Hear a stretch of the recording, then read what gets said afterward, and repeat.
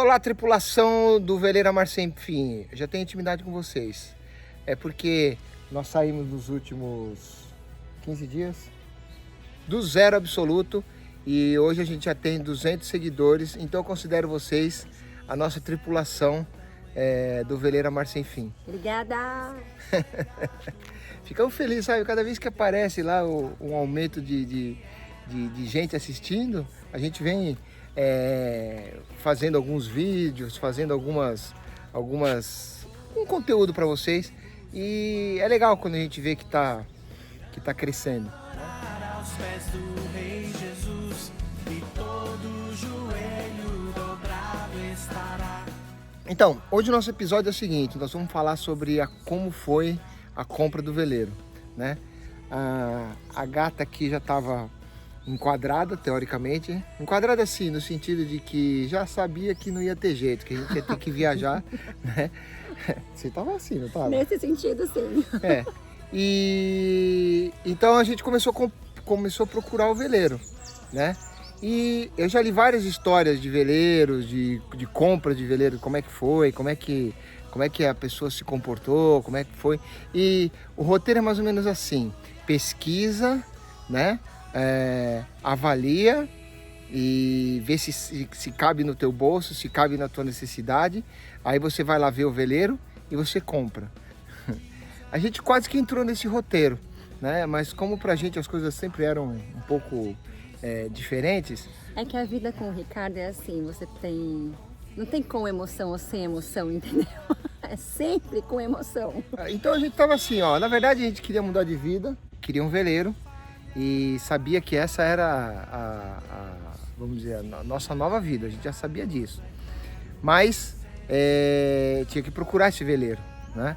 Então a gente já tinha um flat lá em Ilhabela há alguns anos e a gente passava ali no Saco da Capela, lembra disso? Uhum. E tinha um veleiro à venda ali, é um veleiro conhecido, muita gente conhece o Blue Chip, era um Fast 410 e um veleiro muito bom, inclusive. E era o veleiro que a gente achava que era para ser nosso. E aí nós fizemos uma proposta para comprar aquele veleiro. Bom, esperamos, né? Mas nós tivemos um consentimento num determinado momento, você lembra? Como assim consentimento? Não, a pessoa topou a coisa. Ela topou, mas ela no final precisava das de uma contas, autorização de um outro sócio e aquelas histórias, entendeu? E ficamos esperando. Bom, e orando também, né? Pedindo para Deus nos mostrar se era aquela a vontade dele em relação ao nosso veleiro. Não deu certo, tá? Infelizmente, eu lembro que eu estava subindo a serra e eu falei assim para Helena, poxa Helena, não é possível que Deus tenha algo melhor pra gente, né? Que vai ser a nossa casa. E Deus tinha, né? Deus tinha. E eu lembro... Você lembra que eu falei pra você quando a gente estava subindo a serra? Ele estava bem triste, você via na cara dele assim o semblante murcho. Claro, o meu desejo do meu coração era cuidar do coração dele naquele momento. Então, são promessas do Senhor, né?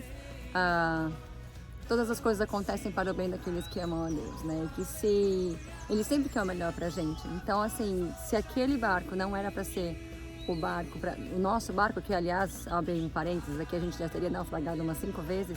Mais ou menos. Mas a gente podia ter tranquilidade e descansar na promessa de que ele tinha algo melhor. E eu lembro de falar para ele, você consegue acreditar que Deus tem alguma coisa ainda melhor do que o que a gente acha que era o melhor pra gente? Então ele tinha algo melhor, né? E a gente não sabia até então. Aí a gente voltou para Vinhedo, né? A gente ficava nessa de Ilhabela e aí esperava o cara dar resposta, mas a resposta foi negativa, o cara não queria trocar em nenhum imóvel e, poxa, não tinha jeito, tivemos que desistir do negócio, né? Eu fiquei triste, né, como falei, e aí eu comecei a procurar na internet, e conversa daqui, chats na internet, e eu lembro que eu vi um veleiro americano, marca Morgan, 46 pés, 2 mastros, com gerador, com ar-condicionado. Só ele viu o veleiro. Vi pela internet. Até eu não estava sabendo de nada.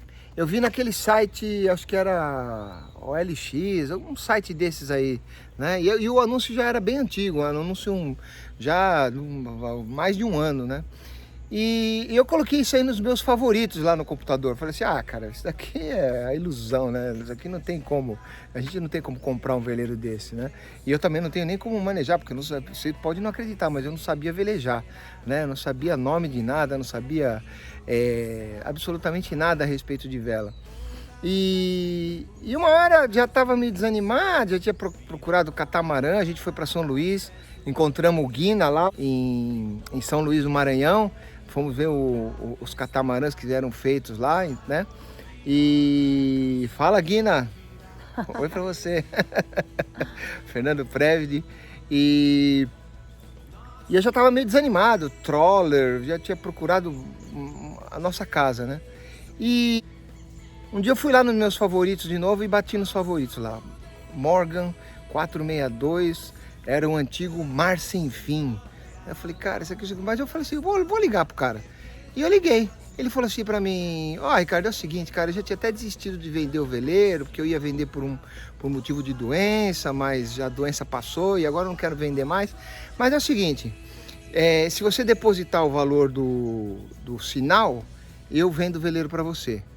Aí, cara, eu peguei o dinheiro, peguei o número da conta e fiz o depósito do cara. Aí você fala assim, cara, você fez o depósito sem ver o veleiro, sem conhecer o cara, sem saber se o veleiro existia. Eu falei assim, foi. Entendeu? Eu falei assim, você não tem juízo.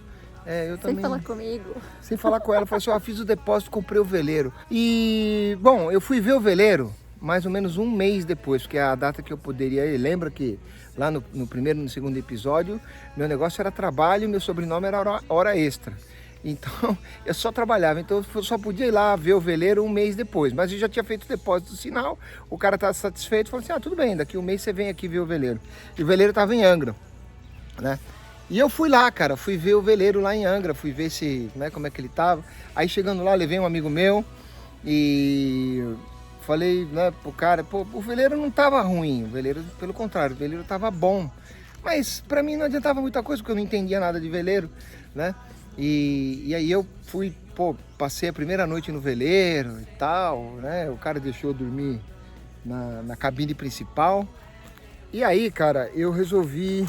Bom, fomos até a Vila do Abraão, o barco tava mais ou menos... Tava em Angra e a gente foi até Ilha Grande com ele navegando. O ex-proprietário foi comigo, né, para me ensinar, como é que liga, como é que faz aquilo.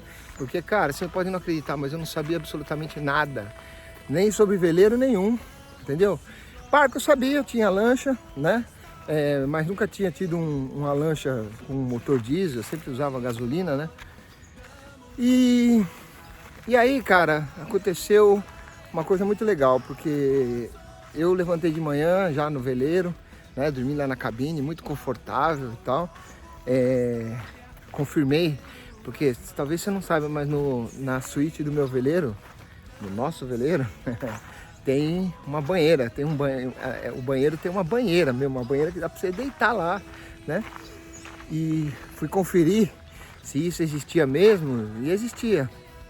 E aí, cara, eu abri a janela do quarto, né? Tem uma saída exclusiva na cabine do capitão, e a hora que eu abri aquela janela, cara, o sol bateu na minha cara, a gente estava perto de uma ilha assim, os bem-te-vi estavam pulando, e tal. Eu acredito que se eu tivesse um dia cinzento, nublado, eu não teria confirmado a compra do veleiro.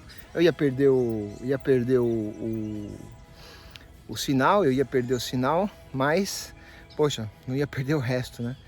E aí a gente teve que alugar um carro e fomos fazer o pagamento para a pessoa numa agência bancária, né? Quando ele diz a gente, eu não estava junto. Só tava eu e um amigo meu, né? Eu um amigo meu na Ilhabela. E a ideia era levar o veleiro para Ilhabela, né? Então eles iam navegar de Angra até Ilhabela. De Angra até Ilhabela. Sem saber navegar, sem saber velejar. Isso era uma segunda-feira, né? E aí eu falei pro cara, assim, cara, só que é o seguinte, eu quero que você vá comigo, né? O ex-proprietário, falei, você vai comigo para Ilhabela, porque senão, né, eu não vou conseguir levar esse veleiro para lá, né? E ele falou, não, fica tranquilo, eu vou levar e tal, não sei o quê. Bom, depois eu fiquei sabendo que ele teve um problema grave até e não pôde ir com a gente para Ilhabela. Mas nós ficamos lá, segunda-feira. Na terça-feira eu falei assim, vamos dar uma volta no veleiro. O veleiro, né, eu já tinha feito o pagamento, tinha voltado para Angra. E aí a gente foi fazer um passeio lá, eu e esse meu amigo. Ligamos o motor e tal, saímos. Depois de uma meia hora que a gente já tinha navegado ali pela Baía de Angra, sem levantar a vela, que eu não sabia levantar a vela, não sabia nem como é que funcionava isso. E o motor parou, né? E aí eu fui lá, olhei e falei assim, cara, o motor parou. Eu liguei pro dono, cara, é o seguinte, ó, vamos sair com o veleiro aqui, o motor apagou e não quer pegar mais, né? Aí ele chamou uma traineirinha de uns 5 metros mais ou menos, rebocou a gente de volta para Poito, onde a gente estava, e chamou um mecânico, né? Aí o mecânico entrou lá no veleiro, foi lá e deu uma mexida e o veleiro, o motor voltou a funcionar, né? E eu vi o que ele fez, ele sangrou, abriu um bico, puxou e abriu a bomba, né? Os parafusos da bomba injetora e tudo bem. Aí, cara, passou na segunda, passou na terça-feira, o cara arrumou o veleiro. E aí, isso foi na segunda, na terça-feira eu voltei para ele e falei assim, vamos dar mais uma volta, vamos ver se a gente consegue levantar umas velas aí para ver como é que é, né? E saímos pela Baía ali de Ilha-Grande, levantamos as velas, eu achei bonito pra caramba, né, cara? Sobe a vela, bate o vento, legal pra caramba, entendeu? E aí conseguimos velejar, eu lembro que eu desliguei o motor e falei, nossa, cara, impressionante o veleiro, ele anda mesmo com vela, cara, olha, né? Fiquei estupefato com essa constatação, né? E... bom, chegou na quarta-feira no dia marcado, cara, eu não conseguia falar com o cara. Ligava. Na quinta também não passou contato. Na sexta-feira, bicho, a gente já não aguentava mais, né? Porque a nossa situação era meio precária ali. A gente comia num restaurante que tinha ali pertinho, mas, poxa, não tinha nada. Não tinha minha esposa, não tinha meus filhos, tá todo mundo... E eu tinha um monte de coisa para fazer, e todo mundo me ligando e tal. E eu falei para ele, cara, vambora. Aí ele falou para mim, cara, vambora, cara, eu não aguento mais ficar aqui. Né? Falei para esse meu amigo. E a gente foi, cara. Falamos, vamos levantar tudo aí. Avisamos lá o pessoal, os caseiros que estavam lá na ilha, né? Onde a gente estava na Poita. E fomos embora, cara. Chegou ali, na saída do Mamanguá. Se você conhece bem ali, já é na famosa Ponta da Joatinga. Diz que é um lugar muito perigoso da costa brasileira. O Cabo Horn do Brasil, né? Um lugar muito perigoso de se atravessar e a gente estava ali perto. E, cara, a gente estava a motor e de repente, cara, o motor parou de novo. E a gente já estava no meio do mar. E eu comecei a ver aquela Ponta da Joatinga chegando e o motor não funcionava. Cara, a conclusão, nós tivemos que filtrar todo o diesel.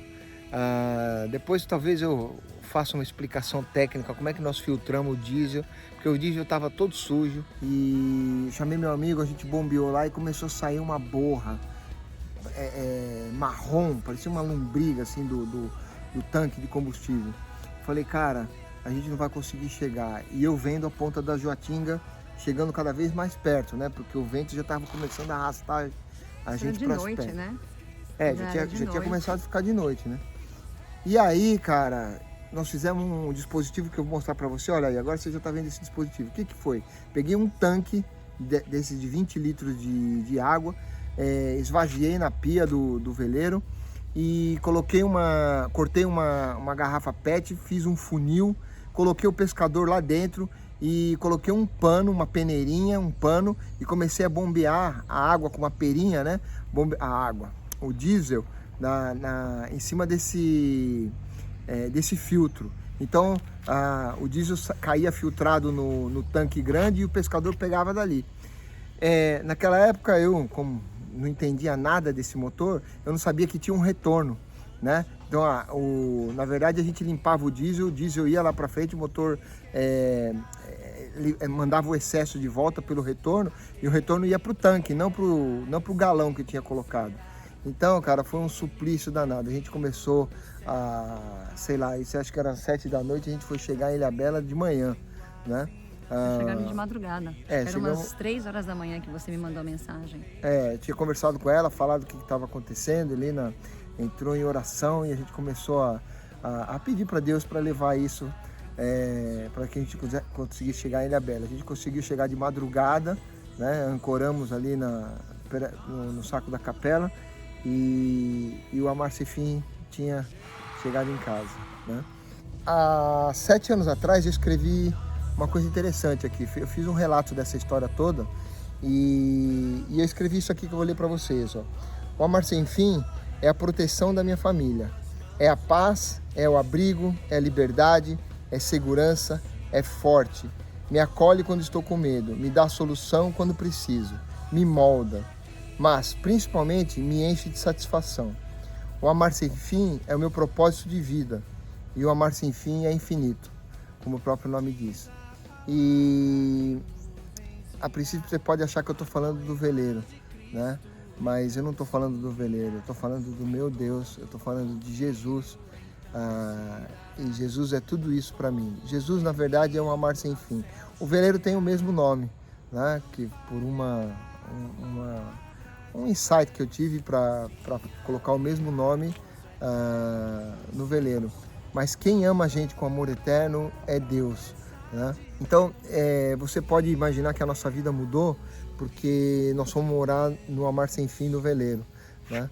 Mas a nossa vida não ia mudar totalmente se isso acontecesse. Para nós, o Amar Sem Fim é Deus, entendeu? Mesmo que o nosso barco um dia naufrague, mesmo que a gente sofra, mesmo que a gente morra, entendeu? O Amar Sem Fim sempre vai estar do nosso lado, né? Nós temos vida eterna através de Jesus. E essa é a mensagem que eu queria passar para vocês hoje. Que tudo aquilo, a Helena depois vai colocar algumas referências, né, sobre tudo que Deus é pra gente. Isso está na Bíblia e você pode ler lá depois na descrição do nosso vídeo, para você ver lá tudo que a Bíblia diz que Deus é. Que Deus é segurança, Deus é força, Deus é alegria, Deus é amor eterno, Satisfação. Deus é satisfação, Deus é propósito de vida. Então, o nosso propósito aqui não é viver uma vida velejando, uma vida de viagem. O nosso propósito aqui com o nosso projeto é espalhar o amar sem fim de Deus. É você poder chegar para mim, poder conversar e eu perguntar para você, poxa, como está a sua vida? E no que eu puder te ajudar, eu vou te ajudar. Muitas pessoas ao longo da nossa viagem provaram isso, souberam o que é estar com a gente no veleiro, né? E mostrar para vocês uma outra forma de vida que não dependa do veleiro. Você pode velejar estando no seu trabalho, estando no seu emprego, da forma como você está fazendo hoje, entendeu? E você sentir paz. No nosso caso, não foi o veleiro que trouxe mudança de vida, foi Deus que trouxe essa mudança de vida pra gente. Nessa nossa experiência, eu fui buscar o veleiro sozinho, a Helena ficou em casa, né? E eu queria que ela contasse um pouquinho como foi a experiência de saber que o marido dela estava no mar, né? E sem ter muita experiência, ter experiência praticamente nenhuma sobre isso. Como é que foi isso?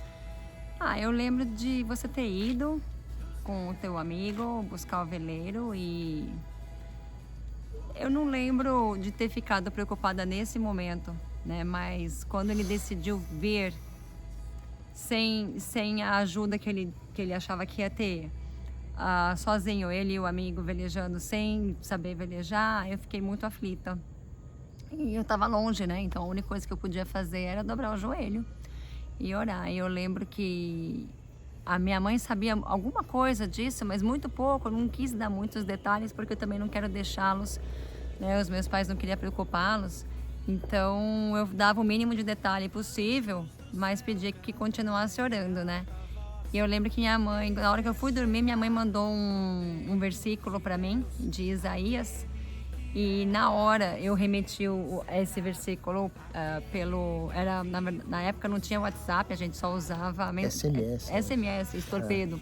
Eu remeti o torpedo direto para o Rick e esse versículo de Isaías. E foi um versículo que... Quer falar alguma coisa sobre ele? É um versículo que falava assim, basicamente, está lá em Isaías, 41:10, que falava assim, basicamente o que ela escreveu foi o seguinte: Deus falando para mim, vai que eu te ajudo. Resumindo, a mensagem era essa, né? E daí minha mãe me mandou esse torpedo, eu encaminhei direto para ele, falou, minha mãe mandou isso para mim e a gente tá orando por você. E ele seguiu viagem e eu dormi com o celular debaixo do travesseiro, né, para tentar a comunicação com o Rick. Eu lembro quando ele chegou, ele mandou uma mensagem, depois quando amanheceu ele mandou uma mensagem, acho que me mandou a foto também. Então assim, eu pude sentir o cuidado do Senhor, né? Então, ligando com aquela mensagem do começo, né? Que a gente estava achando que o veleiro X era para ser nosso e a gente tinha o nosso plano, o nosso ideal. E o que a gente pode experimentar quando a gente dá um passo para trás e deixa o Senhor agir, eu espero o Senhor agir e nos mostrar o caminho a seguir, a gente pode experimentar de forma incrível o sobrenatural do Senhor nas coisas simples e nas coisas grandes, né? Como, por exemplo, guardar o Rick, o amigo, durante a viagem.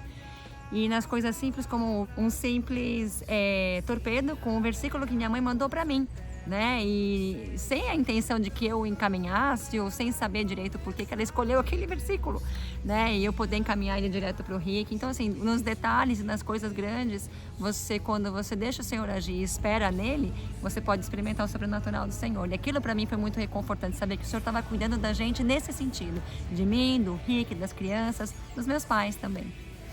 Mas você lembra disso? Você lembra desse versículo? Desse dia? Foi em outubro de 2013. Não, 12. Helena falou que o nosso trailer, se você viu lá, foi feito nas Bahamas, né? E ela falou assim, poxa, cara, você falou das Bahamas e agora você não vai falar nada, vai falar sobre a compra do veleiro? Calma aí, porque vai chegar. Nós vamos falar da Argentina, vamos falar do Uruguai, vamos falar depois da Costa do Brasil. Depois teve a Refeno, teve a Aratumaragogipe, depois teve a travessia para o Caribe. Tem um monte de coisa para contar, tem um monte de foto para contar. Calma aí que a gente já chega lá em...